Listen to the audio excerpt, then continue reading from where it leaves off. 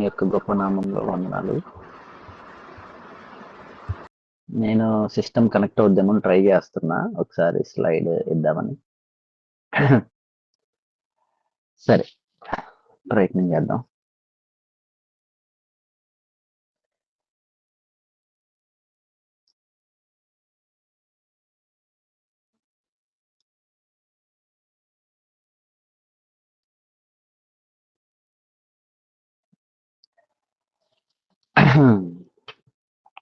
ప్రార్థన చేసుకుందాం. చిన్న ప్రార్థన చేసుకుని మనం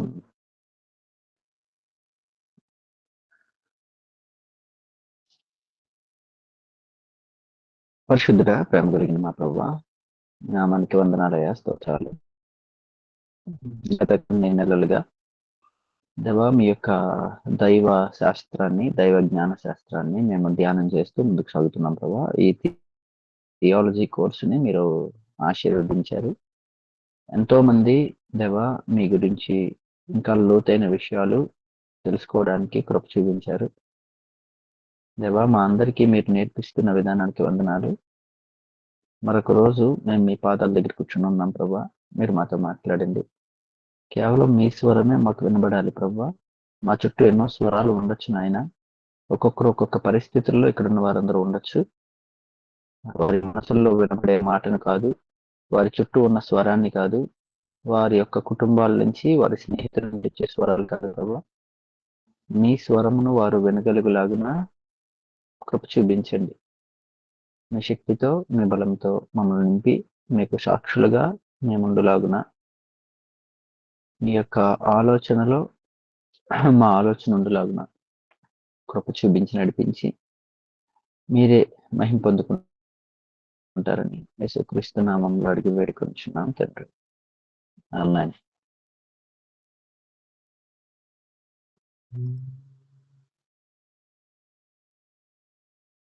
స్క్రీన్ షేర్ అవుతుందా అనేది చెప్పండి. అవుతుంది అనుకుంటున్నాను. ఓకే, మంచిది. ఈరోజు మనకి ఆల్రెడీ ఇది ముగించబడిన అధ్యాయం. ఒకసారి మనిషికున్న ఒక అలవాటు ఏంటి అంటే మర్చిపోవడం సహజం. అందుకని అప్పుడప్పుడు గుర్తు చేసుకుంటే కొంచెం బెటర్ అన్నమాట. ఈరోజు మనం ఏం చేద్దాం అంటే, మీరు ఎక్కువ మాట్లాడాలని ఆశపడుతున్నా, మీరేమో మాట్లాడట్లేదు. సో థియాలజీకి సంబంధించిన విషయాలు మనం తెలుసుకుంటున్నాం. సాధారణంగా ఇవి ఎక్కువగా బైబిల్ కాలేజెస్లో వాటిల్లో చెప్తారు కాబట్టి, ఒక రకంగా చెప్పాలంటే ఇది కొన్ని సబ్జెక్ట్స్ ఏమో మనకు చాలా ఇంట్రెస్ట్ ఉంటాయి, కొన్ని సబ్జెక్ట్స్ ఏమో కొంచెం బోర్ కొడుతూ ఉంటాయి. ఇది సహజం. వాస్తవంగా చూడాలంటే ఇది దాదాపుగా ఇది ఒక 2 సంవత్సరాల నుంచి ప్రారంభమైంది ఈ జర్నీ. గమనించండి, థియాలజీ అనేది విచిత్రమైన మాటేం కాదు. దేవుని గురించి, దేవుని యొక్క ఆలోచన గురించి, దేవుని యొక్క జ్ఞానం గురించి మనం తెలుసుకోవడానికి మానవ విధానంలో ఏర్పరిచిన కొన్ని సబ్జెక్ట్సే థియాలజీ అన్నమాట. ఓకే, దైవ జ్ఞాన శాస్త్రం అంటారు దాన్ని, దైవ శాస్త్రం. సో దీనిలో మనం ఇది 2వ సంవత్సరం. మొదటి సంవత్సరంలో కొన్ని విషయాలు చూసాం, 2వ సంవత్సరంలో కొన్ని విషయాలు చూస్తున్నాం. ఎందుకు ఇప్పుడు ఇది చెప్తున్నాను, ఒక రకంగా మరొక ఇంట్రడక్షన్ క్లాస్ లాగా దీన్ని ఎందుకు చెప్పాల్సి వస్తుంది అంటే, ఆల్రెడీ మనకి ఎక్లీషియాలజీ అంటే సంఘశాస్త్రం పూర్తయిపోయింది. నెక్స్ట్ వీక్ నుంచి ఇంకొక వేరే థియాలజీకి సంబంధించిన సబ్జెక్టులకు మనం, దానికి ముందు ఒకసారి మనం గుర్తు చేసుకుంటే మంచిది అని ఈ ప్రయత్నం. సో థియాలజీలో చాలా సబ్జెక్ట్స్ ఉంటాయి, చాలా థియాలజీకి సంబంధించిన విషయాలు చాలా ఉంటాయి. దానిలో అతి ప్రధానమైనవి చెప్పాలంటే ప్రతి క్రైస్తవుడు ఎట్టి పరిస్థితుల్లో తెలుసుకోవాల్సినవి కొన్ని ఉంటాయి. అవేంటి అంటే దాదాపుగా ఒక 10 అని బైబిల్ పండితులు చాలా మంది చెప్పారు. ఈ 10 తెలుసుకుంటే మనకి ప్రాక్టికల్ గా మన లైఫ్ లో వచ్చే డౌట్స్ అన్ని కూడా క్లారిఫై అవుతాయి. ఎందుకంటే మనకి చాలా డౌట్స్ వస్తాయి. రెగ్యులర్ గా ఎక్కువగా వచ్చే డౌట్ ఒకటి, నా జీవితంలో దేవుడి చిత్తం ఏంటి? ఆ, ఆ, అసలు దేవుడు ఎందుకు ఇవన్నీ చేస్తున్నారు? మూడో డౌట్ ఏంటంటే, ఈ పాత నిబంధన గ్రంథం, కొత్త నిబంధన గ్రంథం, ఇవన్నీ మనం ఏ విధంగా చూడాలి? అసలు ఎందుకు ఇవన్నీ జరిగినాయి? ఇంకా కొన్ని అట్లా, సంఘంకి వెళ్ళాలా, చర్చికి వెళ్ళాల్సిందేనా, వెళ్ళకపోతే ఇబ్బంది ఏమైనా అవుద్దా, బాప్తీసం తీసుకోవాల్సిందేనా, తీసుకోకపోతే తీసుకోకపోతే ఆ శిలువ మీద ఉన్న దొంగను రక్షించాడు కదా, అలా మనం రక్షించాడు దేవుడు. నెక్స్ట్, క్రైస్తవ వివాహమే చేసుకోవాలా, అన్యుల్ని పెళ్లి చేసుకుని క్రైస్తవులుగా మార్చచ్చు కదా, నేను మార్చుకోగలను. ఇట్లాంటి అన్ని డౌట్స్ రావడానికి కారణం ఏంటంటే, మనం సరిగ్గా దేవుణ్ణి అర్థం చేసుకోకపోవడం, అయితే దేవుని వాక్యాన్ని అర్థం చేసుకోకపోవడం. ఇవన్నీ క్లారిఫై అవ్వాలి అంటే మనకున్న పని ఏంటి అంటే, మనకున్న ఈ కొద్ది సమయాల్లో మనం ఏం చేస్తున్నాం? జనరల్ గా చూడండి, మీరు చర్చ్కి వెళ్తున్నారు, నేను తప్పంటలేదు, వెళ్ళాలి. అయితే ఏం నేర్చుకుంటున్నారు? ఒకసారి నేను మిమ్మల్ని అడుగుతాను, 5 వారాల క్రితం మీ చర్చిలో చెప్పిన వాక్యం ఏంటి చెప్పండి అన్నాను అనుకోండి, కష్టం మనలో చాలా మందికి. అంటే వాక్యం చెప్పిన సేవకుడు తప్ప, విన్న నీతి తప్ప కాదు. మానవ తత్వంలో ఒకటి ఏంటంటే మర్చిపోవడం. సో థియాలజీ మనం నేర్చుకుంటే ఏమవుద్దంటే, ఒక ప్రాపర్ వేలో దేవుని యొక్క ఆలోచనని మనం స్టడీ చేస్తా వెళ్తాం. ఆ స్టడీ చేసే విధానాల్లో ప్రాముఖ్యంగా స్టడీ చేయాల్సిన ఒక 10. దానిలో ఏంటి అంటే, మొదటిది పేట్రియాలజీ, అంటే తండ్రి అయిన దేవుని గురించిన అధ్యయనం. పాత నిబంధనలో యెహోవా అని పిలువబడిన దేవుని యొక్క విధానాన్ని మనం చూస్తాం. తండ్రి అయిన దేవుడు, ఆయన సృష్టిని ఏ విధంగా సృజించారు, ఎందుకు సృజించారు, ఆయన ఆలోచన ఏంటి, ఇజ్రాయేలీలు ఎందుకు ఎన్నుకున్నారు, ఇవి ఆ ఇజ్రాయేలీల టైంలో బలులు ఎందుకు అర్పించాల్సి వచ్చింది, ఆ తర్వాత దేవుడు ఆ చుట్టూ ఉన్న ప్రాంతాలతో ఏ విధంగా దేవుడు తన యొక్క కార్యాన్ని జరిగించారు, ఐగుప్తు ప్రాంతంలో ఉన్నప్పుడు దేవుడు 10 తెగుళ్ళు ఎందుకు రప్పించారు. అంటే ఇవన్నీ మనం స్టడీ చేసినప్పుడు ఏమవుద్ది అంటే, దైవ అంటే దేవుడి యొక్క ఆలోచన మనకు అర్థం అవుద్ది, దేవుడు ఎవరో కూడా అర్థం అవుతుంది. ఓకే, ఇది తండ్రి అయిన దేవుని గురించి అధ్యయనం. ఇది పోయిన సంవత్సరంలో ఫస్ట్ సబ్జెక్ట్ అదే మనకి. తర్వాత ఏంటి అంటే క్రిస్టాలజీ. యేసుక్రీస్తు వారు మనం చూస్తే జనరల్ గా బయట వాళ్ళకి అర్థం ఏదైనా, మీకు అర్థం ఏదైనా, మనందరికీ అర్థమయ్యేది ఏంటంటే, ఓ 2000 సంవత్సరాల క్రితం యేసుక్రీస్తు వారు వచ్చారు కదా, ఆయన తండ్రి అంత పెద్ద ప్లేస్ మనం ఇవ్వలేమేమో, దేవుని కుమారుడు అని ఉంది కాబట్టి ఆయనకన్నా చిన్న ఆయనేమో. అయినా యేసుక్రీస్తు వచ్చారు, శిలువలో మరణించారు, ఇంకా అక్కడితో ఆయన చాప్టర్ క్లోజ్ అయిపోయింది, ఇంకా ఆయనకేం పని లేదేమో, ఇంకా యేసుక్రీస్తు వారితో మనకు కూడా అంత అవసరం లేదేమో, తండ్రికే ప్రాముఖ్యం అన్నట్లుగా మనం చాలాసార్లు ఆలోచిస్తాం. చాలా మంది సేవకులు కూడా ఈ మాటలు చెప్పేస్తారు. కానీ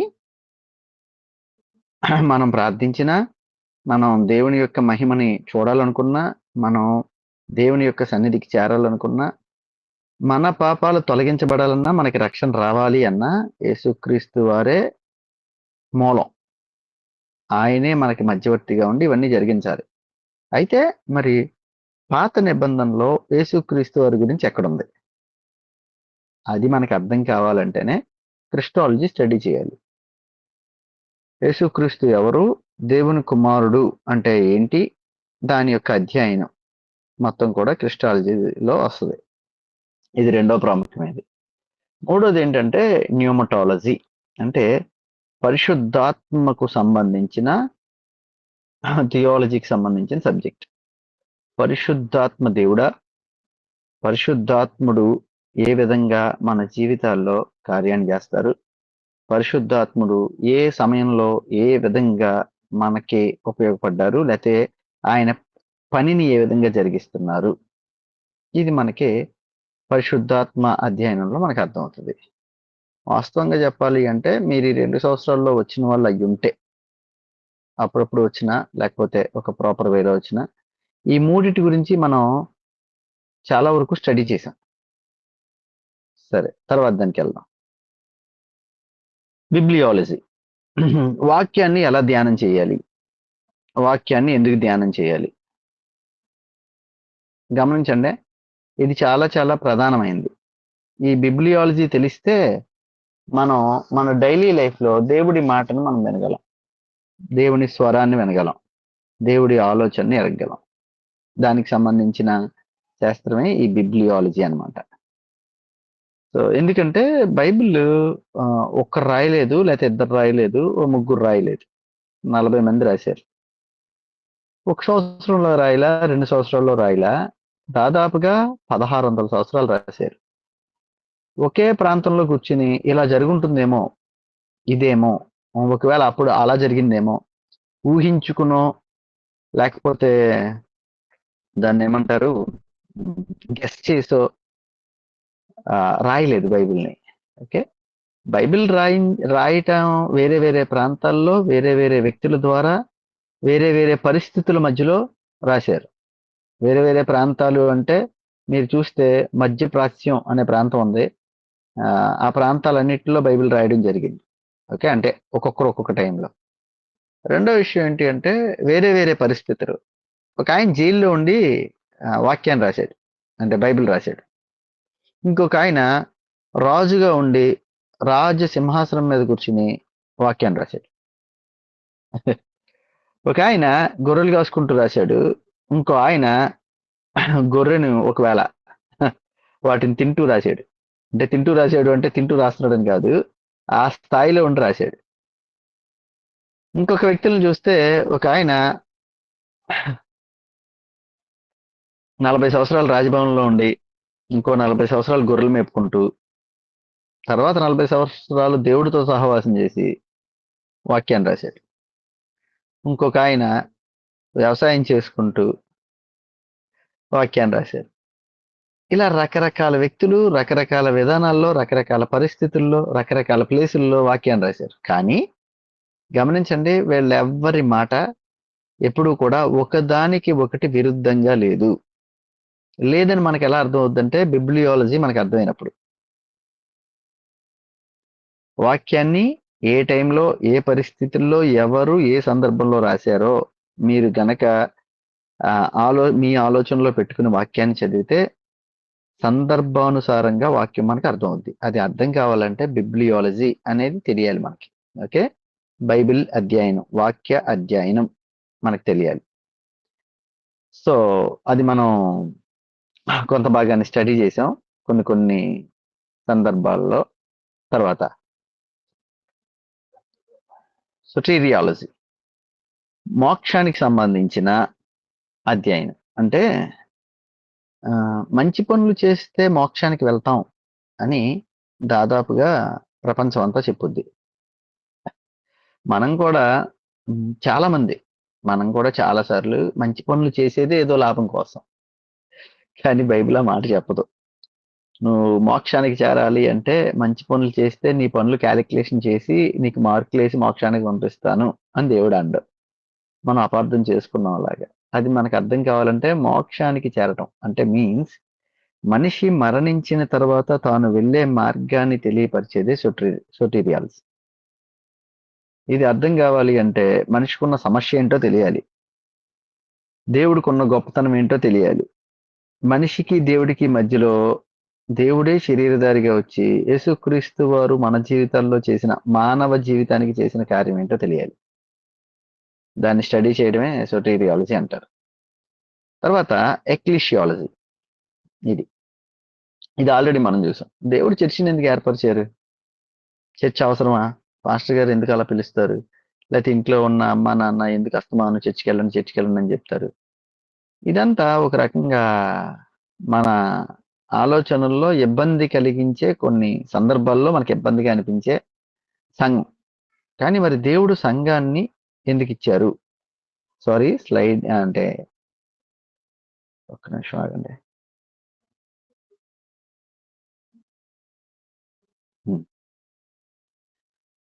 అది మనకి తెలియడానికే పోయిన దాదాపుగా 2 నెలలుగా మనం ఈ ఎక్లీషియాలజీని స్టడీ చేసాం. ఆ సంఘానికి ఉన్న ప్రాబ్లమ్స్ ఏంటి? సంఘం ఇన్ని రకాలుగా, ఇన్ని రకాల బోర్డులతో, ఇన్ని రకాల డాక్ట్రిన్స్తో, ఇన్ని రకాల విధానాలతో విడిపోవడానికి గల కారణం ఏంటి?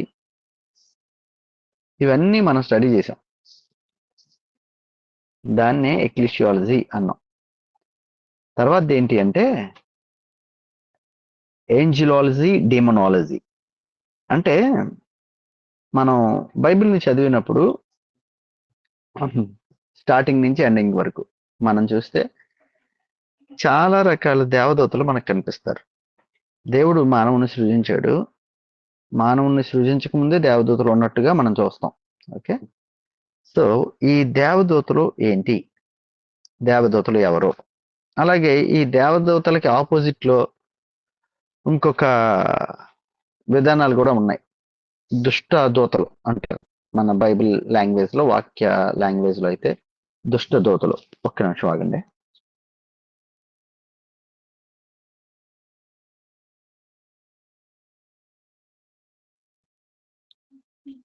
ఓకే, ఇది చాలా సార్లు మనకి కన్ఫ్యూజ్ అవుతాం. మనం సాతాన్ గురించి మనకి పూర్తిగా అవగాహన ఉండదు. కొన్నిసార్లు మనం ఏం చేస్తాము అంటే మనకి ఏదో ఒక ప్రాబ్లం వస్తుంది. ఆ ప్రాబ్లం మనం చేసుకున్న తప్పిదమైనా మనం ఏమంటామంటే సాతాన్ నన్ను శోధిస్తుంది అని. అసలు సాతాన్ ఎప్పుడు శోధిస్తాడు? సాతాన్ గడి పని ఏంటి?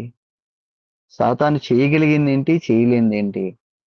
ఆ టైంలో దేవుడు మనకి ఏ విధంగా సహాయం చేస్తారు? ఇవన్నీ మనకు అర్థం కావాలంటే ఈ రెండు మనకు తెలియాలి. ఏంజల్స్ గురించి తెలియాలి, డీమాన్స్ గురించి తెలియాలి. డీమాన్స్ అంటే రాక్షసులు, అదే దుష్టదూతలు. ఈ రెండు కూడా మనం వచ్చే వారం నుంచి మనం స్టడీ చేస్తాం. ఓకే, తర్వాతది హమాటియాలజీ అంటే పాపం యొక్క అధ్యయనం. పాపం అనగానే మనం క్యాలిక్యులేషన్ చేసేది ఏంట్రా? ఇది ఆల్రెడీ స్టడీ చేసాం లాస్ట్ ఇయర్. మళ్ళీ ఒకసారి అవకాశం ఉంటే చూస్తాం. మనం చాలా వరకు ఏమనుకుంటాం అంటే వ్యభిచారం, దొంగతనం, లేకపోతే ఇలాగ పెద్ద పెద్ద వాటిని అమ్మో ఇది పాపం అనుకుంటాం. మనం ఒక కొన్ని మార్కులు వేసాం కొన్నిటికి. వ్యభిచారానికి ఏమో 100 మార్కులు, నరహత్యకేమో 100 కన్నా కొంచెం ఎక్కువే, అట్లాగే దొంగతనానికి ఏమో 50 మార్కులు 70 మార్కులు వేస్తాం. మన దానిలో లీస్ట్ ఉండే పాపం ఏదైనా తక్కువ మార్కులు పడే పాపం ఏదైనా ఉంది అంటే ఒక 5 మార్కులు 10 మార్కులు వేసే పాపం అబద్ధం చెప్పడం. ఇది మీరు పాపం యొక్క అధ్యయనం అంటే పాపం గురించి మనం అర్థం చేసుకుంటే వాక్యానుసారంగా చూస్తే 100కి 100 మార్కులు పడిపోయే పాపం అబద్ధమే. కారణం ఏంటో చెప్పనా? అసలు ఫస్ట్ దేవునికి మనిషికి పాపం రావడానికి కారణమైంది అబద్ధం. దేవుని లెక్కలో ఇది కొంచెం పాపం, అది పెద్ద పాపం, ఇది చిన్న పాపం, అట్లాంటివి ఉండవు. ఓకే, సో అది మనకి అర్థం కావాలి అంటే పాపం యొక్క అధ్యయనం చేస్తే మనకు చాలా క్లారిటీ వస్తుంది. తర్వాత ఏంటి అంటే క్రిస్టియన్ ఆంథ్రోపాలజీ. ఇది మనం స్టడీ చేసేసాం ఆల్రెడీ. ఇది ఏంటి అంటే దేవుడు మనిషిని ఎలా తయారు చేశాడు, ఎందుకు తయారు చేశాడు, ఏ విధంగా మనిషిని ఎక్విప్ చేశాడు దేవుడు, ఏ విధమైన ఆలోచనలు మనిషిలో ఉన్నాయి, ఏ విధమైన లక్షణాలు మనిషికి ఇచ్చాడు. ఎందుకంటే దేవుడు చెప్తాడు, ఏమని అంటారంటే నా పోలికలో నేను మనిషిని తయారు చేసుకున్నా. ఆయన పోలికలో చేసుకున్నారు అంటే ఏంటి అసలు? ఇది మనకి క్రిస్టియన్ ఆంథ్రోపాలజీలో స్టడీ చేస్తాం. సో ఫైనల్ ఏంటి అంటే ఎస్కటాలజీ, అంతిమ కాలాల అధ్యయనం. అంటే ప్రకటన గ్రంథం గురించి వస్తుంది. దేవుడు అంతిమ కాలంలో లేకపోతే భవిష్యత్ కాల అధ్యయనం అంటే భవిష్యత్తులో దేవుడు ఏమేం చేయబోతున్నారు, ఏ విధంగా చేయబోతున్నారు అనేది మనకు తెలుస్తుంది. దాదాపుగా మీకు 10 డాక్ట్రిన్స్. అవకాశం ఉన్న వాళ్ళు స్క్రీన్ షాట్ తీసుకోండి, లేని వాళ్ళు నోట్ చేసుకోండి. ఈ 10 మనం మెల్లమెల్లగా స్టడీ చేస్తున్నాం. ఓకే, ఈ సంవత్సరం మనం చేసింది ఏంట్రా అంటే, మొట్టమొదటి దేవుని యొక్క ప్రత్యక్షత, దేవుని యొక్క ఆలోచన. ఈ మొదటిది అదే. సారీ, మీకు స్లైడ్ కట్ అయిందా, ఉందా?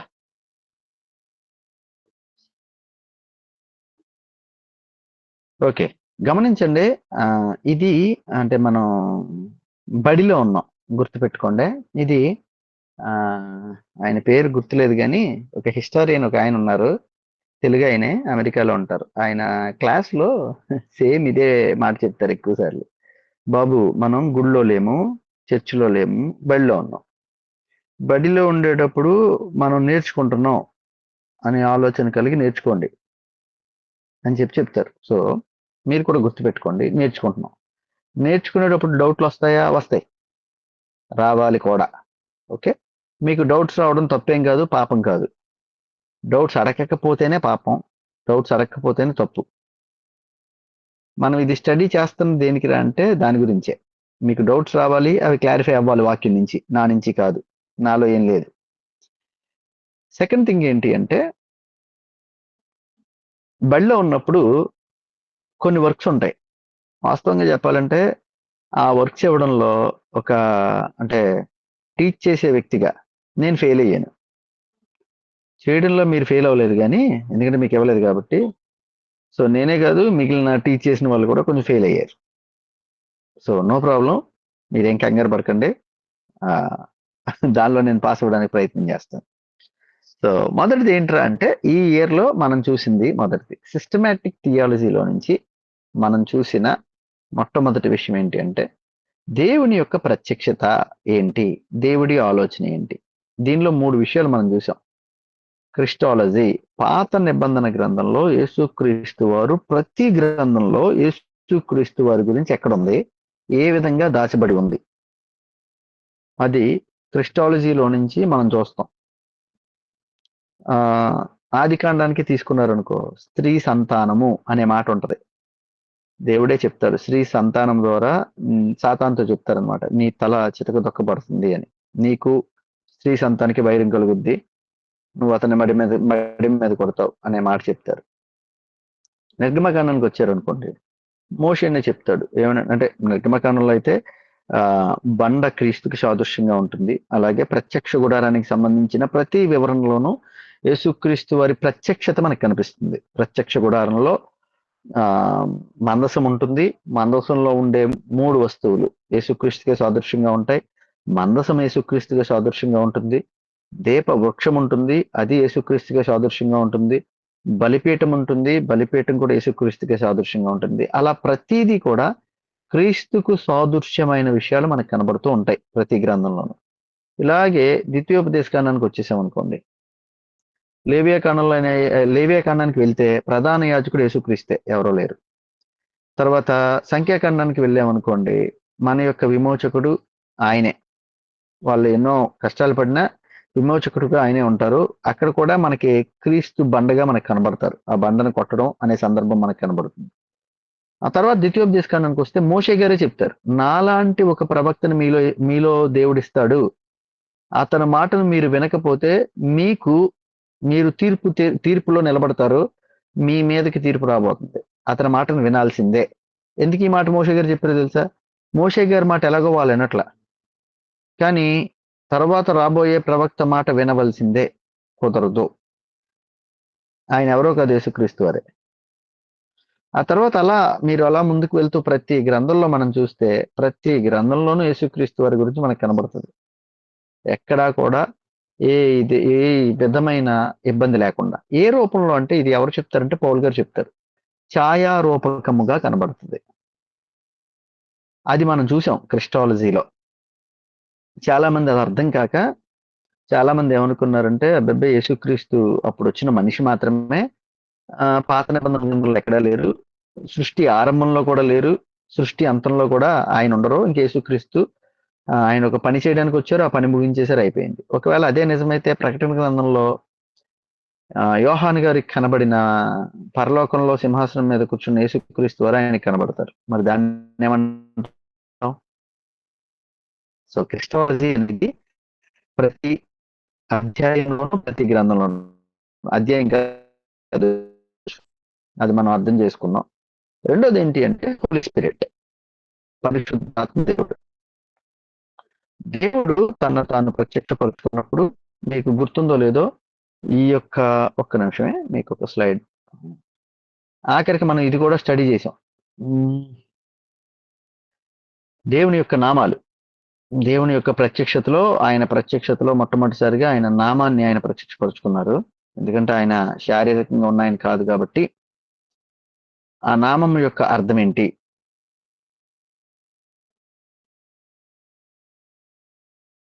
ఆయన ఏమంటారంటే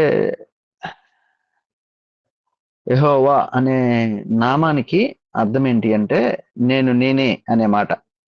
ఎగ్జోడాస్ లో అంటే నిర్గమకాండంలో 3వ అధ్యాయం 14వ వచనంలో మోషే గారు అడుగుతారు ఆయన ఈ మాటని, మీ పేరేంటి, అసలు మీరు ఎవరు అని. అప్పుడు చెప్తారు ఆయన. ఇదే మాటని మళ్ళీ కొత్త నిబంధన గ్రంథంలో యేసుక్రీస్తు వారు యోహాను సువార్తలో 7 సార్లు చెప్తారు. నేనే జీవాహారం, నేనే మార్గం, నేనే వెలుగై ఉన్నాను. ఈ నేనే నేనే నేనే అనే స్టేట్మెంట్స్ 7 సార్లు ఆయన యోహాను సువార్తలో మనకి ఇచ్చినట్టుగా మనం చూస్తాం. సో ఇది మనం స్టడీ చేసాం. తర్వాత ఎల్ షదై అనే పేరుని స్టడీ చేసాం, ఎల్ రాయ్ అనే పేరుని స్టడీ చేసాం, యావే అదోనాయ్. ఇట్లాగా ఇవన్నీ స్టడీ చేస్తూ క్రిస్టాలజీని మనం చూసాం. చాలా మంది క్రిస్టాలజీ విషయంలో అంటే యేసుక్రీస్తు వారి విషయంలో అనుకునే ఒక తప్పు అభిప్రాయం ఏంటి అంటే ఆయన కూడా ఒక అవతారమేమో అని. అది తప్పు అని చెప్పి హిందూ మతంలో ఉన్న అవతారాలన్నీ మనం స్టడీ చేసాం. కొంచెం మీకు అంత డీప్ గా అంటే కరెక్ట్ కాదు అని చెప్పి. అంటే నా భయం ఏంటి అంటే కొన్ని విషయాలు మీకు చెప్పడానికి నేను ఆలోచించేది మీరు నా కళ్ళ ముందు కనిపించే వాళ్ళు, లేకపోతే నాకు తెలిసిన వాళ్ళు, మనకి రెగ్యులర్ గా మన వచ్చే వాళ్ళు కూడా మనకి తెలిసిన వాళ్ళు అనుకోండి, మీకు ఇన్ డెప్త్ ఇంకా నేను చెప్పగలను. చెప్పకపోవడానికి కారణం ఏంటంటే వీటిని తీసుకెళ్ళి అంటే నా పేరు బయటపడద్దని కాదు, నా పేరు పడినా నేను పెద్ద ఇబ్బంది పడిన ఎక్కడా కూడా. సమస్య ఏంటంటే మీరు ఎవరితో అయినా కొంచెం డిస్కషన్ టైప్ లో పెట్టుకుంటారేమో నా భయం. మనం తెలుసుకున్నవన్నీ నామకార్థంగా మన చుట్టూ ఉన్న మన జనానికి మనం మీరు నేర్పించాలి. అర్థమైంది మళ్ళీ చెప్తున్నా. మనం నేర్చుకునే ప్రతి మన చుట్టూ ఉన్న నామకార్థంగా ఉన్న క్రైస్తవులకి మీరు నేర్పించాలి. మరి హిందువులకండి వాళ్ళకి సువార్త ప్రకటిస్తే సరిపోద్ది. ఇవి అప్పుడు ఉపయోగపడతాయి. అర్థమైందా? సో ఆ ఉద్దేశంతో ఇవి నేర్పించడం జరుగుతుంది, ఈ కోర్సులు కండక్ట్ చేయడం కూడా జరుగుతుంది. సో మనం చూసింది ఏంటంటే గాడ్స్ రెవల్యూషన్ లో దేవుని యొక్క ప్రత్యక్షత విషయంలో యేసుక్రీస్తు వారి గురించి చాలా మంది అనుకునేది ఏంటంటే అరే ఆయన అవతారంగా వచ్చి ఉంటాడు అని. ఆయన అవతారం కాదు, శరీర ధరణ. అవతారం వేరు, శరీరధారిగా రావటం వేరు. అవతారం అంటే పని అయిపోయిన తర్వాత దాన్ని ముగించేసేది, ఒక పని నిమిత్తమే వచ్చేది. శరీరధారిగా రావటం అంటే 100% శరీరాన్ని, అంటే ఇంకా దానిలో దేవుని యొక్క అంటే దేవుడు చెయ్యవలసిన ఉన్నతమైన కార్యాలకి సంబంధించిన అంటే ఆ శక్తితో వచ్చిన విధానం కాదు. అర్థమైందో లేదు? అవతారాన్ని చూడండి, అప్పటికప్పుడు ఏదో ప్రాబ్లం వస్తుంది, వాళ్ళు ఏం చేస్తారంటే వాళ్ళకున్న ఏమంటారు దాన్ని, లోపల ఉన్న పవర్ ని అప్పుడు బయటికి తీస్తారు. అప్పుడు అందరూ చూసి ఆశ్చర్యపడతారు. యేసుక్రీస్తు వారు చేసింది అది కాదు. అయితే ఆయనలో ఉన్న శరీరధారి విధానాన్ని 100% చూపించారు, దైవత్వాన్ని కూడా 100% చూపించారు. దైవత్వాన్ని ఎక్కడ చూపించారు అంటే తన శిష్యుల దగ్గర ఎక్కువ చూపించారు దైవత్వాన్ని. బెస్ట్ ఎగ్జాంపుల్ చెప్పాలి అంటే ఓ రోజు సముద్రం మీద వెళ్తున్నప్పుడు ప్రాబ్లం వచ్చింది. అందరూ చచ్చిపోతారు అనుకున్నారు, చచ్చిపోతాం మనం అని ఫిక్స్ అయిపోయారు శిష్యులందరూ. కానీ యేసుక్రీస్తు వారు వచ్చి ఒక్క మాట సెలవు ఇవ్వగానే సముద్రము నిమ్మలమాయను అనే మాట ఉంటుంది అక్కడ. అది ఆ ఇంకా విచిత్రమైన విధానంలో చేయలేదు ఆయన, సింపుల్ గా చేశారు. తన దైవిక శక్తిని చూపించారు, మానవ యొక్క విధానాన్ని చూపించారు. ఒకవేళ నిజంగా ఆయన శక్తిని చూపించాలి అనుకుంటే ఎక్కడ చూపించాలి తెలుసా? సులువు మీద చూపించాలి. కానీ ఆ పని చేయలే, చెప్పారంతే. సిలువకు ముందు పేతురుతో చెప్తారు ఈ మాట, నేను సెలవిస్తే కొన్ని లక్షల మంది సైన్యాన్ని నా తండ్రి నా కోసం పంపిస్తారు, కానీ నేను ఆ మాట సెలవివ్వను, ఎందుకంటే ఈ కార్యం కోసమే నేను వచ్చా. ఆయన చేసిన కార్యం ఏంటి అంటే, మనిషి తనకున్న తనకి తీసుకోలేని సమస్యని, తను గెలవలేని ఆ సమస్యని దేవుడు గెలిపించి మనిషికి అవకాశాన్ని ఇచ్చాడు. ఏమనంటే, నువ్వు నన్ను నమ్మితే నేను కూడా నిన్ను గెలిపిస్తాను. అది అవతారం ఆ పని చేయలే.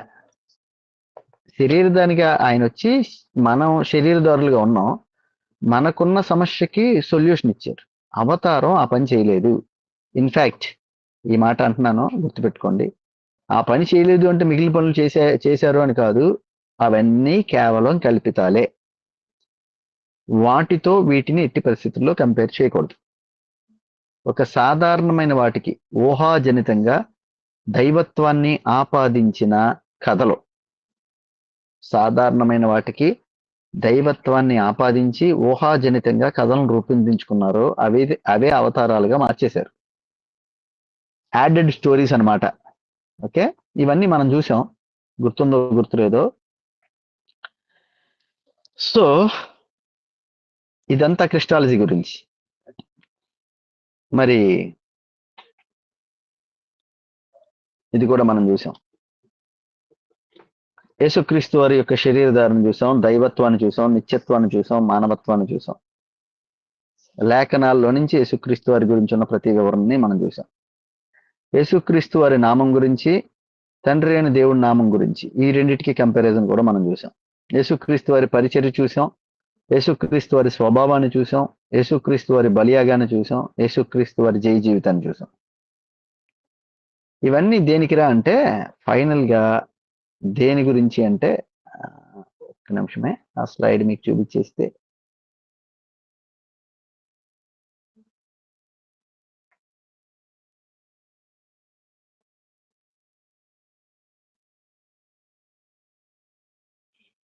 యేసుక్రీస్తు వారి యొక్క మిస్టరీ ఏంట్రా అంటే, ఆయన 100% దేవుడు, 100% మానవుడు. దానిలో డౌటే లేదు. ఆయన ద్వారా మాత్రమే మనకి రక్షణ కలుగుతుంది, ఆయన ద్వారా మాత్రమే మనకి క్షమాపణ కలుగుతుంది, ఆయన ద్వారా మాత్రమే నీ ప్రార్థన తండ్రి దగ్గరికి చేరుతుంది. అందుకే చివరిలో మనం యేసుక్రీస్తు నామంలో అడుగుచున్నాం తండ్రి అనే ప్రార్థన చేస్తాం. ఆయన ద్వారా మాత్రమే మన జీవితాల్లో ఏ కార్యమైనా జరగాలి, ఇంకా వేరే మార్గం మనకి లేదు. ఓకే, అదంతా మనం క్రిస్టాలజీలో చూసాం. తర్వాత హోలీ స్పిరిట్, కొంచెం కన్ఫ్యూజ్ అవుతాం, అయినా కానీ పరిశుద్ధాత్మ శాస్త్రాన్ని మనం చూసాం. పరిశుద్ధాత్మ శాస్త్రంలో మనం చాలా విషయాల్లో మనం కన్ఫ్యూజ్ అయ్యాం. ఇంకా దీని గురించి మీకు స్టడీ తర్వాత ఫర్దర్గా ఉంటుంది. సో పరిశుద్ధాత్మ గురించి చెప్పాలి అని ఆశపడుతున్నాను, కానీ ఇప్పుడు కాదు, మన సెమినార్కి వస్తారు కదా అప్పుడు చూద్దాం. ఓకే, ఇది మనం ఫస్ట్ సబ్జెక్ట్గా చూసాం. ఇప్పుడు రెండో సబ్జెక్ట్లోకి వెళ్దాం.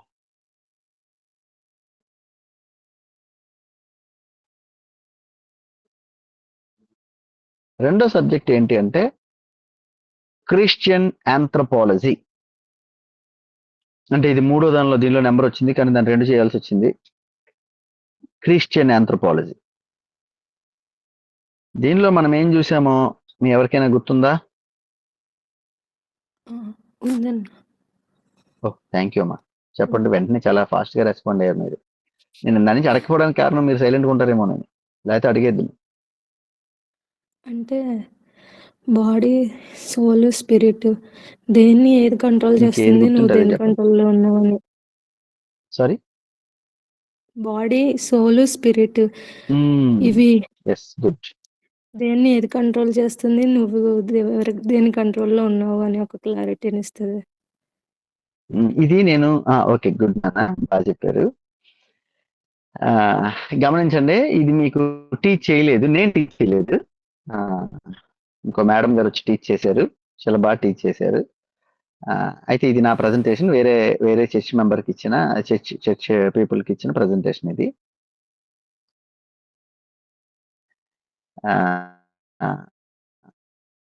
బైబిల్ డివైడ్ చేశారు అని మనం చూస్తే, ఇదిగోండి ఇక్కడ హెబ్రీయులకు రాసిన పత్రిక 4:12లో కానీ, మొదటి తెస్సలోనికలు 5:23లో కానీ ఈ విధంగా డివైడ్ చేశారండి మనిషిని. శరీరము, ప్రాణం, ఆత్మ. అసలు క్రిస్టియన్ ఆంథ్రపాలజీ దేనికి అంటే, నిన్ను నువ్వు అర్థం చేసుకోవాలి. ఫస్ట్ నువ్వు దేవుణ్ణి అర్థం చేసుకున్నావు. ఇది ఎలా డిజైన్ చేయబడిందో కూడా గమనించండి. ఫస్ట్ దేవుణ్ణి అర్థం చేసుకో, దేవుడి యొక్క విధానాన్ని అర్థం చేసుకో, యేసుక్రీస్తు వారిని అర్థం చేసుకో, పరిశుద్ధాత్మ దేవుణ్ణి అర్థం చేసుకో. అప్పుడు నీ దగ్గరికి రా. ఎప్పుడు కూడా నీకు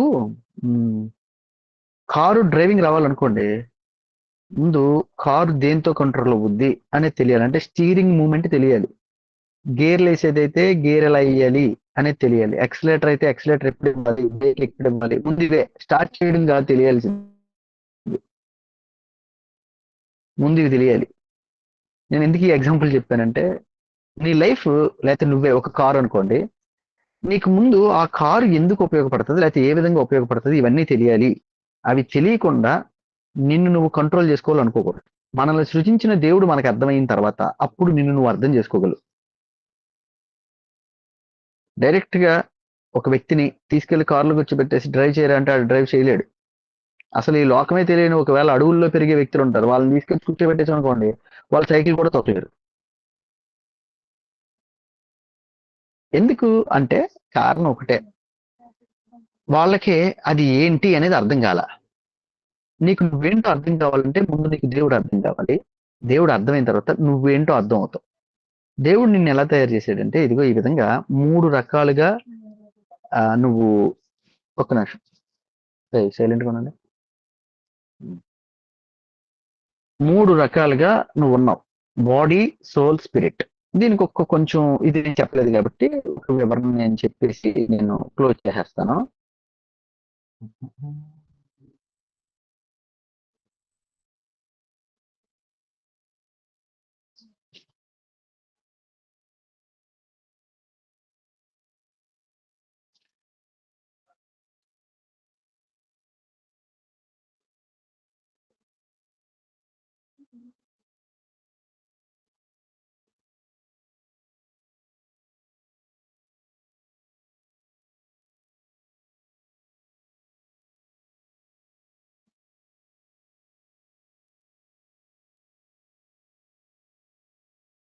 సోల్, స్పిరిట్ అనేది ఏ విధంగా ఉంటుందంటే, ఇదిగోండి ఈ విధంగా ఉంటుంది. నీ పైన ఉన్న, అంటే నీకు బయట ఉన్నదంతా కూడా నీ యొక్క సెన్సెస్, బాడీకి సంబంధించి, నీ యొక్క అంటే నీకు బయట నీ యొక్క కన్వర్జేషన్ లేకపోతే వేరే వాళ్ళతో నువ్వు కమ్యూనికేట్ అవ్వడానికి వాటికి నీ బాడీనే ఉపయోగిస్తావు. నువ్వు కమ్యూనికేట్ అయ్యేటప్పుడు బాడీని ఉపయోగిస్తావు, కానీ నీ లోపల నీ మనసులో నీ యొక్క ఆలోచనలు వేరుగా ఉంటాయి. అది రెండోది. నువ్వు కనబడడానికి నీ బాడీ, నువ్వు ఈ లోకాన్ని అర్థం చేసుకోవడానికి బాడీ, ఓకే. నీ చుట్టూ ఉన్న వారికి నువ్వు ప్రజెంట్ అవ్వడానికి లేకపోతే నీలో ఉన్న వాటిని ఎక్స్ప్రెస్ చేయడానికి నీ బాడీ. కానీ నీ లోపల మనసు ఇంకొకటి ఆలోచిస్తుంది, నీ యాక్షన్స్కే నీ బాడీ. ఆ యాక్షన్ ఎక్కడి నుంచి నీకు ఫామ్ అవుతుంది అంటే, నీ లోపల మనసులో ఉన్న ఆలోచనలు బట్టే.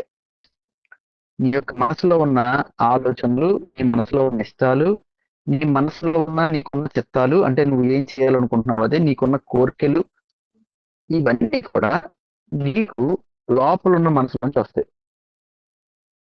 ఈ రెండింటిని నువ్వు అర్థం చేసుకోలేదు అనుకోండి, చాలా చాలా ఇబ్బంది పడాల్సిన పరిస్థితి వస్తుంది. ఇక్కడ చూడండి, మీకు ఇంకా ఈజీగా అర్థమవుద్ది. సో నీ బాడీ ఎన్నోసార్లు నువ్వే అనుకుంటావు ఏమనంటే, అబ్బాయి ఈ రోజు ఎట్టి పరిస్థితుల్లో నేను పొద్దున్నే లేచిపోవాలి. ఈ రోజు రాత్రి నువ్వు అనుకోవచ్చేమో, లేకపోతే నిన్న రాత్రి అనుకున్నావేమో, ఏమనంటే పొద్దున్నే 5 లెగిసిపోవాలి, కన్ఫామ్ గా ప్రేయర్ చేసుకోవాలి ఒక 1 అవర్.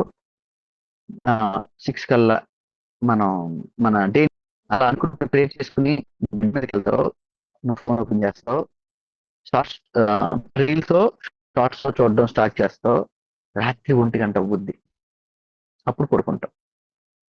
రీజన్ ఏంటి? ఇంకొంతమంది ఉంటారు, అందులో మనం కూడా ఉన్నాం అనుకోండి, ఎట్టి పరిస్థితుల్లో బాడీ చాలా ఎక్కువగా ఉంది, ఇలా ఉంటే ఇబ్బందిగా ఉంటుంది, వెయిట్ గెయిన్ అయిపోయాను, చచ్చా రేపటి నుంచి ఎట్టి పరిస్థితుల్లో ఫుడ్ కంట్రోల్ చేసేయాలి, రేపటి నుంచి నైట్ టైం తినకూడదు, మధ్యాహ్నం తక్కువ తినాలి, అనేసుకుంటాం లోపల, మనసులో ఎన్ని మనం అనేసుకుంటాం. ఇన్ఫాక్ట్ ఫైనల్ గా ఏమనుకుంటాం తెలుసా, పొద్దున్నే ఎట్టి పరిస్థితుల్లో జిమ్కి వెళ్ళిపోవాలి, కానీ 2వ రోజు పొద్దున్న 7ంటికి లెగిస్తాం, ఆ రోజు మధ్యాహ్నం బిర్యానీ వస్తుంది ఇంటికి, ఆటోమేటిక్ గా సర్లే తినేద్దాం, సాయంత్రం అయ్యేటప్పటికి ఎవరో ఒక ఫ్రెండ్ పార్టీ పిలుస్తాడు, సర్లే తినేద్దాం. ఏంటి ప్రాబ్లం? ప్రాబ్లం ఏంటో తెలుసా, నీ యొక్క మైండ్ చెప్తున్నట్టుగా నీ బాడీ నీకు సహకరించట్లేదు.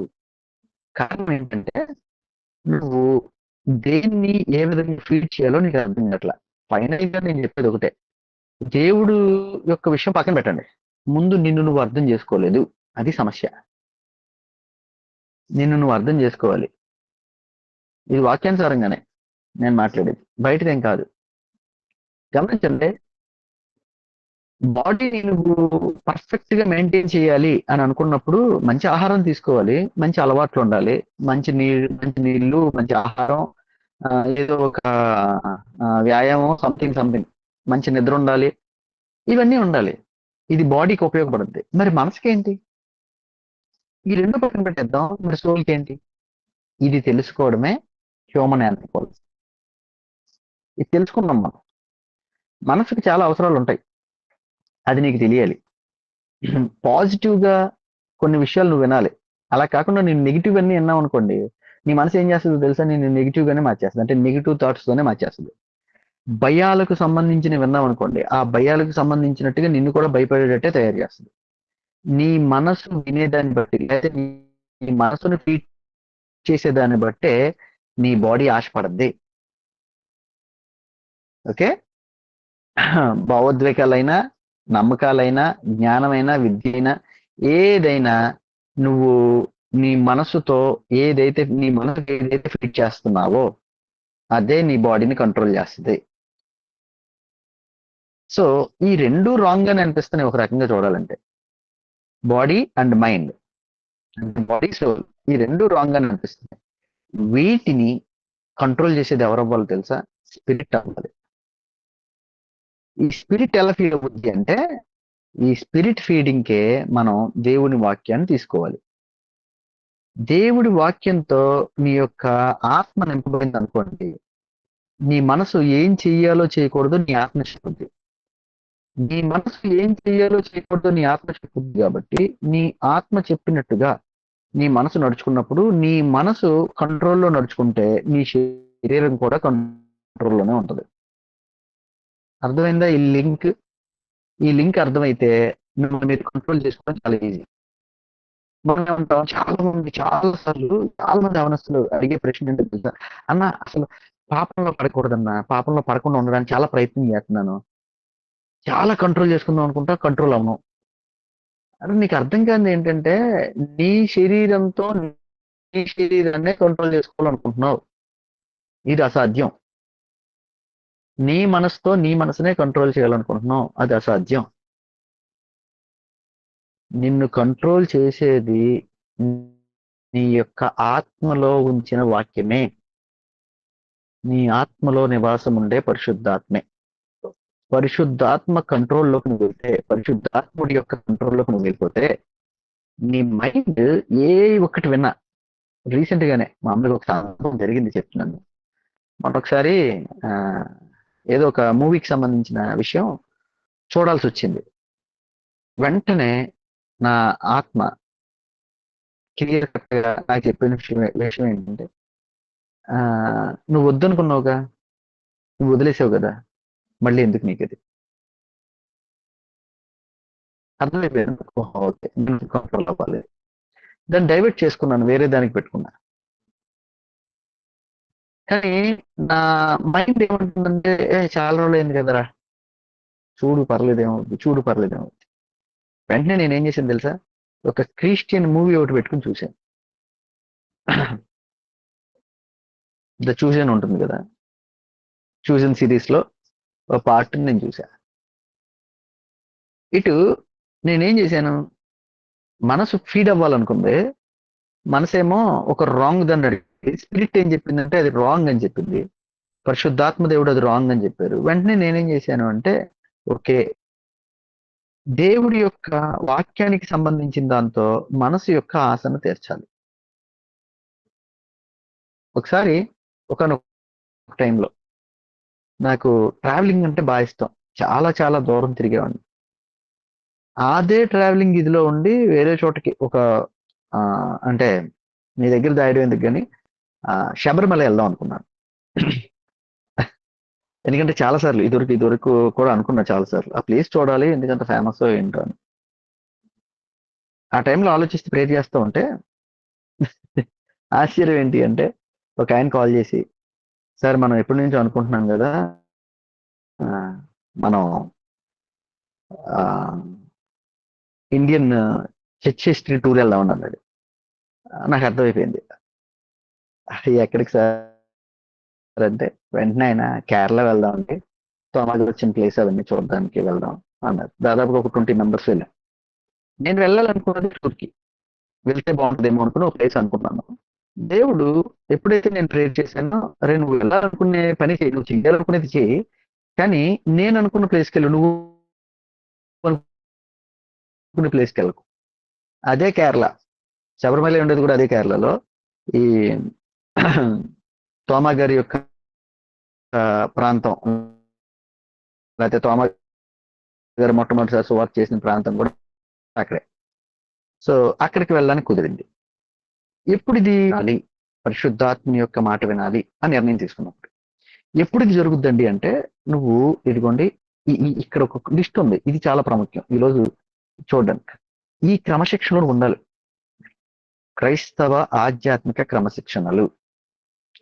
క్రమశిక్షణ అనగానే పాస్టర్ గారు కనపడగానే ప్రజలకు చెప్తాను, చర్చికి వెళ్ళగానే అక్కడ చాలా నీట్ గా పద్ధతిగా కూర్చుంటాను, వైట్ షర్ట్ వేసుకుని వెళ్తాను, బైబిల్ పట్టు. ఇవన్నీ క్రమశిక్షణలు కాదు, నటనా జీవితాలు అంటారు వాటిని నా భాషలో. బాధపడితే బాధపడండి, తప్పైతే క్షమించండి. కానీ ఉన్న విషయం అదే, పాస్టర్ గారు కనబడితే ఆయన లోపల ఓటు అనుకుంటావు, బయటికి మాత్రం ప్రైజ్లాడ్ చెప్తావు. అది నటన ఎందుకు మనకే వద్దు. సో క్రమశిక్షణ ఏంటంటే అంటే దేవుని దగ్గర క్రమశిక్షణ. మొట్టమొదటిది, ప్రతిరోజు నువ్వు ఒక బైబిల్ని అధ్యయనం చేయాలి. చిన్న పోర్షనే అధ్యయనం చేస్తావు, చెయ్యి. అధ్యయనం అంటే చదివేసి పక్కన పడేయడం కాదు. ఒక చిన్న పేరాగ్రాఫ్ చదువు, ఒక 4 వచనాలు చదువు, లేకపోతే అవకాశం ఉందా 10 వచనాలు చదువు. నువ్వు దానిలోంచి దేవుడు నీతో ఏం మాట్లాడుతున్నారు దాని గురించి ప్రార్థన చేయి. ఈ బైబిల్ అధ్యయనానికి నువ్వు ఉపయోగించేదే క్వైట్ టైం, ఏకాంత ప్రార్థన.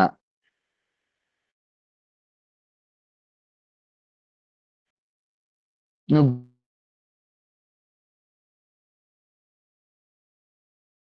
గ్రూప్ ఫ్యామిలీ ప్రేయర్ చేయాలి.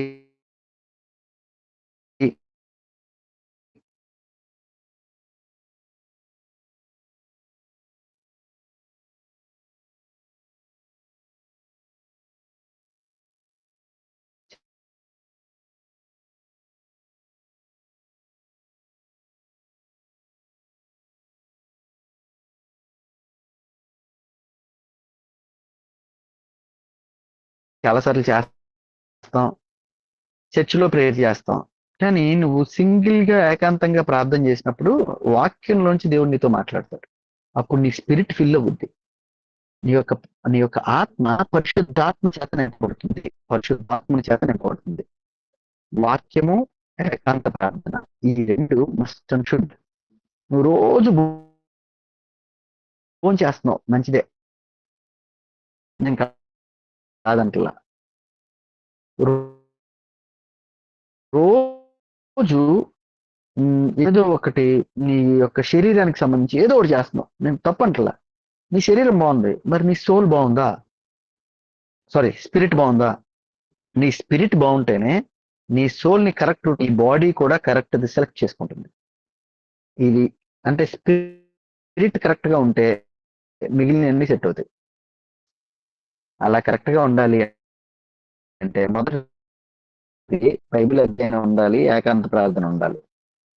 తర్వాత మస్ట్ అండ్ షుడ్ గా ఏదో ఒక రోజు ఉపవాసం ఉండాలి, అవకాశం ఉన్నంత వరకు మీ ఆరోగ్యాన్ని బట్టి.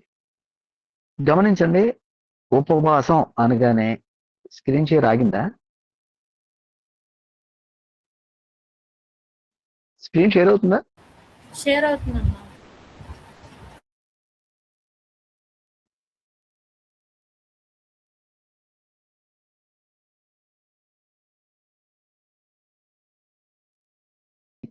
ఇప్పుడున్న పరిస్థితితో అనగానే ఒక రోజు ఉండని ఏమంటే లేట్గా వస్తుందా?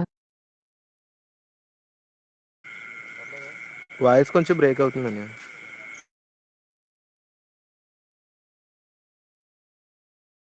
ఓకే, ఇప్పుడు ఓకేగా ఉండొచ్చు.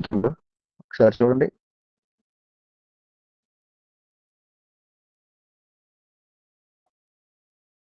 సరే,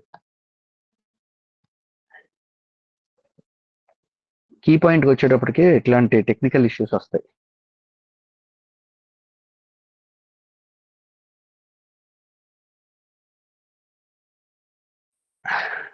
ఓకే, క్లియర్ అనుకుంటా. మనం స్పిరిట్ ని ఫీడ్ చేయాలి అనుకున్నప్పుడు ఏ విధంగా ఉండాలి అంటే, ఎట్టి పరిస్థితుల్లో మనం బైబిల్ స్టడీ చేయాలి. అంటే బైబిల్ స్టడీ అంటే బైబిల్ అధ్యయనం డైలీ, పర్సనల్ బైబిల్ స్టడీ చేయాలి. తర్వాత ఏకాంత ప్రార్థన అనేది ఎట్టి పరిస్థితుల్లో ఉండాలి, క్వైట్ టైం. యేసుక్రీస్తు వారు కూడా ఏకాంత ప్రార్థన చేశారు, ఎట్టి పరిస్థితుల్లో ఉండాల్సిందే. ఉపవాసం ఉండాలి అని మనం మాట్లాడుకుంటున్నాం. గమనించండి, ఉపవాసం అన్నప్పుడు ప్రాముఖ్యంగా ఇప్పుడున్న పరిస్థితుల్లో మీ మొబైల్కి ఉపవాసం ఇవ్వండి.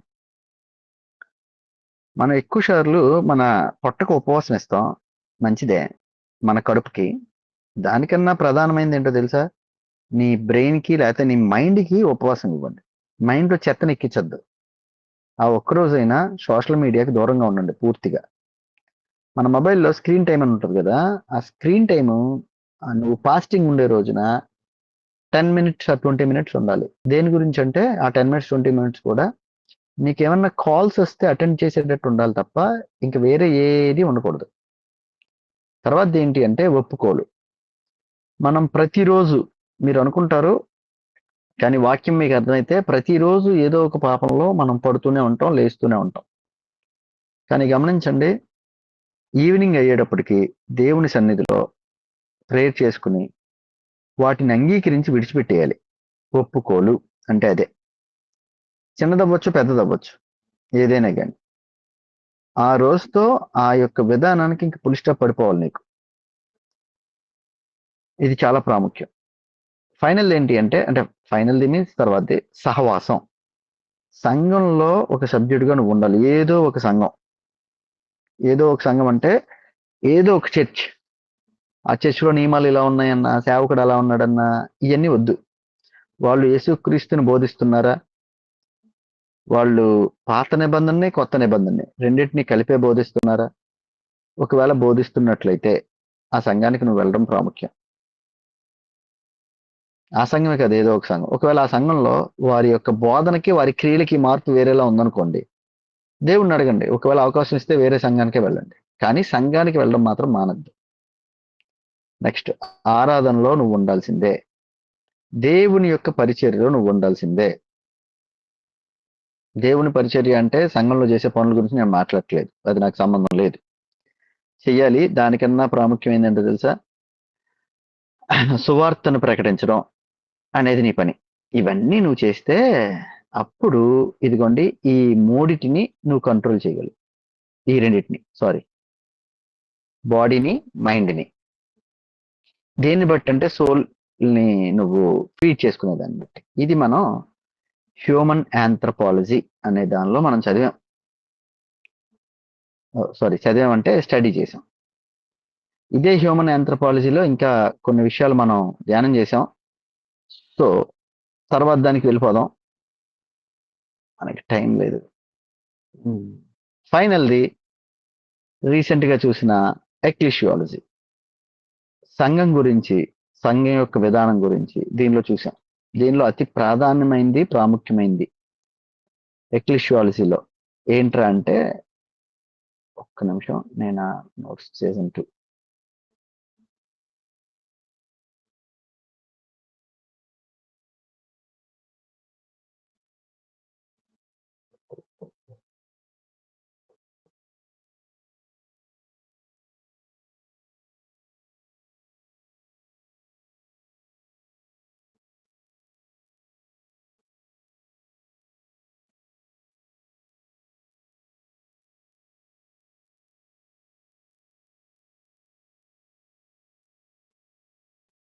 చెక్ చేస్తే కదా. ఓకే.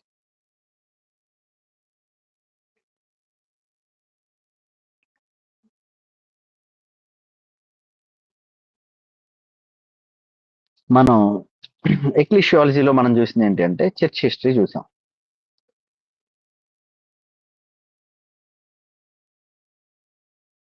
చర్చ్ హిస్టరీ, సంఘ చరిత్ర, సంఘం ఏ విధంగా ఎన్ని రకాలుగా చీలిపోయింది, ఎన్ని రకాలుగా చీలిపోయినా దేవుడు సంఘాన్ని ఏ విధంగా బలపరిచి నడిపించారు.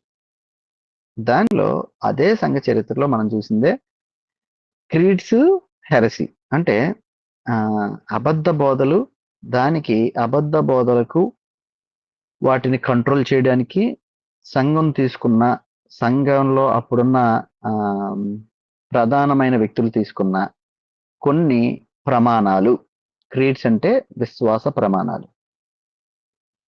ఈ విశ్వాస ప్రమాణం అనేది ఇప్పుడున్న మన చర్చెస్ లో చాలా తక్కువ వాటిల్లో వినబడుతుంది. ఇది చాలా ప్రాముఖ్యమైనది, ఇది నేర్చుకోవడం చాలా మంచిది. సో ఇది అవకాశం ఉన్న వాళ్ళు స్క్రీన్ షాట్ తీసుకోండి. లేదు అంటే కనుక నేను అంటే ఇప్పుడు మీరు ఎలాగో దీనికి వస్తున్నారు కాబట్టి ఇక్కడ నేను మీకు అరేంజ్ చేస్తాను. సో ఫైనల్ గా మనం చూడాల్సింది ఏంటి అంటే, షార్ట్ కట్ లో చెప్పాలి అంటే, దేవుడు మనిషిని సృజించుకుంది దేనికిరా అంటే వాళ్ళతో కలిసి నివసించాలి అని. ఆ నివసించడానికే దేవుడు సంఘాన్ని ఇచ్చాడు. సంఘంలో దేవుడు సహవాసం చేయాలనుకుంటున్నారు, నీతో, నాతో, మనందరితో. కానీ మనిషి తన సొంత ఆలోచనలకు వెళ్ళి సహవాసాన్ని, దేవుడితో ఉన్న సహవాసాన్ని అక్కడ ఏదేని తోటలో పోగొట్టుకున్నాడు, ఇప్పుడు సంఘంలో మనం కూడా పోగొట్టుకుంటున్నాం. ఏదేని తోటలో అక్కడున్న ఆదాము అవ్వగారు అక్కడున్న సాతాను మాట విన్నారు. మనమేమో సంఘంలో సాతాను ఆలోచనల చేత నింపబడిపోయిన వ్యక్తుల మాటలిని దేవుని విడిచిపెట్టేస్తున్నాం. దేవుడు ఆశపడేది ఏంట్రా అంటే, దేవుడి మాట, దేవుని యొక్క మాటను మాత్రమే వినగలిగే వ్యక్తులు, దేవుని మాట వైపు మాత్రమే చూసే వ్యక్తులు దేవుడికి కావాలి. డబ్బు కోసం, లేకపోతే పేరు కోసం, పరపతి కోసం, జనాల్ని వెనకాల వేసుకోవడం కోసం అలా ఉన్న వ్యక్తులు చాలా మంది ఉన్నారు. వాళ్ళు దేవుడి మాట వినట్లా. వాళ్ళ గురించి మనం మాట్లాడొద్దు. మరి నువ్వేం చేస్తున్నావు? అదే ప్రాముఖ్యం.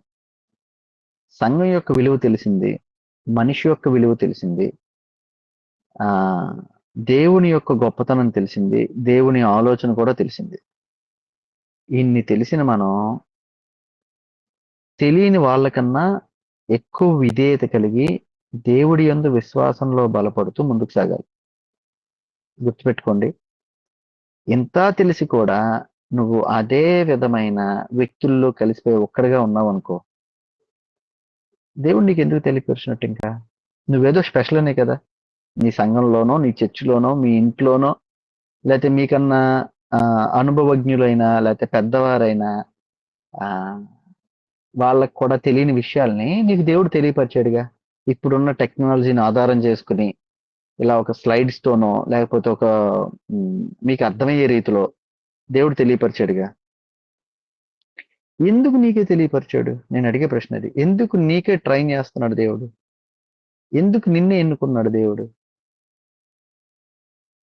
ఎందుకంటే నీకు నువ్వు స్పెషల్ కాదేమో, నీకు నువ్వు స్పెషల్ కాదేమో. కానీ దేవునికి నువ్వు స్పెషల్. నీ ద్వారా ఆయన తన పనిని ఏదో జరిగించుకోవాలనుకుంటున్నారు.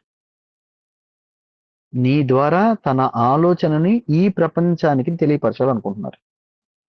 నీ ద్వారా ఎవరో ఒకరినో, లేకపోతే ఒక కుటుంబాన్నో, లేకపోతే ఒక ప్రాంతాన్నో, లేకపోతే ఇంకేదో ఒక కార్యాన్నో ఆయన చేయాలనుకుంటున్నారు. నువ్వు చేయాలని అనుకోకపోయినా.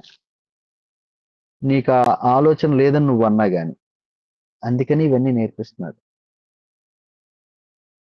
సో జాగ్రత్త. దేవుడు నేర్పిస్తున్నారు కాబట్టి మనం విధేయత కలిగి నేర్చుకుందాం. దేవుని యొక్క ఆలోచన ప్రకారంగా ముందుకు సాగుదాం. శ్రమలు వస్తాయి, శోధనలు వస్తాయి, అవమానాలు వస్తాయి, ఒంటరైపోయే పరిస్థితులు వస్తాయి. కానీ విడిచిపెట్టద్దు. బోధించిన దానికి తగినట్టుగా, విన్నదానికి తగినట్టుగా, నేను చెప్పానని నాకు విధేయత చూపించొద్దు. లేకపోతే ఈవైఎం టీమ్ అనే ఒక సంస్థ చెప్పిందని ఆ సంస్థ ప్రకారం విధేయత చూపించద్దు. నువ్వు విధేయత చూపించాల్సింది ఎవరికి అంటే కేవలం ఒకే ఒక్క ఆయన, దేవాది దేవునికి.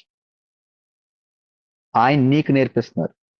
ఆయన నీకు నేర్పించడానికి ఎక్కడో ఉన్న నన్ను ఎన్నుకున్నారు.